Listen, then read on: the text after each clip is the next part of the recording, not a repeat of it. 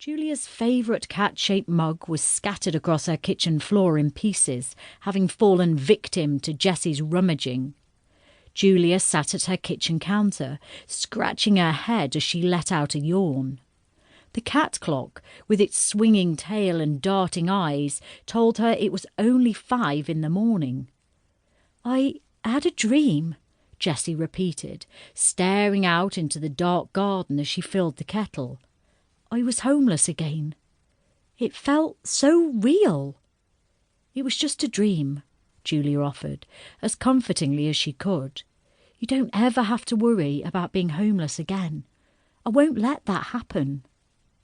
Jessie smiled over her shoulder as she set the kettle back in its stand. She plucked 2 individually wrapped tea bags from the box in the cupboard and ripped them open with her teeth before dropping them into 2 mugs. While the kettle boiled, she fished the dustpan and brush from under the sink and started to clean up the shattered cat mug. "I'll replace it," Jessie said as she swept up the pieces. "I'm sorry. I panicked. I don't want you to think I was robbing you." Julia cast an eye over to the bag and then to her kitchen cupboards. It appeared that most of her food had made its way into the bulging backpack. "It's just a mug," Julia said, shrugging and ignoring the small pang in her chest as she watched Jessie toss it into the bin. "I'll get over it." Jessie smiled again, but her young face was solemn. Julia wondered how bad the dream had been. "I was back on the streets," Jessie continued, pouring the boiling water into the 2 mugs. "Back at the old Fenton Industrial Park. That's where I was most of the time." Julia had heard of Fenton Industrial Park more than once. It was a couple of miles from Perrydale, on the outskirts of Cheltenham. The Perrydale Post had covered the devastating fire that had caused all the businesses to flee the area.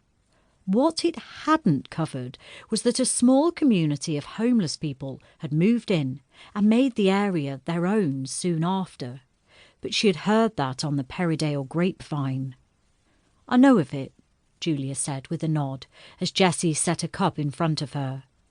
"I can't imagine that being an easy way to live." "It wasn't," Jessie said, sitting across from Julia, the dark circles under her eyes becoming obvious. "It was a horrible place to live, if I'm being honest. But it was home for 6 months. It felt more like 6 years. The winter seemed to go on forever. But we had each other, you know. We were sort of a family. We watched each other's backs and protected each other. When I used to nick cakes from your cafe, I'd take whatever I could back and share them out." "That was very thoughtful of you," Julia said, blowing the edge of her scalding hot tea. "You're a nice girl, Jessie." "But I'm not, am I?" she cried, her voice suddenly shooting up. "Because I got this cushy new life and left them all there to get on with it." "Is that what the bag is about?" Jessie glanced to the bag and nodded. "I woke up in a cold sweat," she said, staring into her cup as the tea bag steeped, its golden goodness swirling in small circles. "I felt so guilty. I left to find some food 2 months ago and never went back. Not even to explain." "Were you going back there?" "Only to give them food," Jessie said, looking ahead at the empty cupboards. "I would have replaced it all before you woke up. I made a list." Jessie reached into her pocket and pulled out a crumpled, messily written shopping list. Julia smiled, resting her hand on top of Jessie's.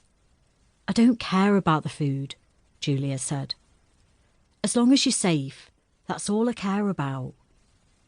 "I wouldn't trade this in for nothing." Jessie looked around the small kitchen as though she was taking in a grand castle. "But the others aren't so lucky, are they?" Julia sipped her tea, the cogs in her brain churning at light speed. She had wanted to ask Jessie about her days of being homeless ever since first meeting her, but she hadn't wanted to appear nosy.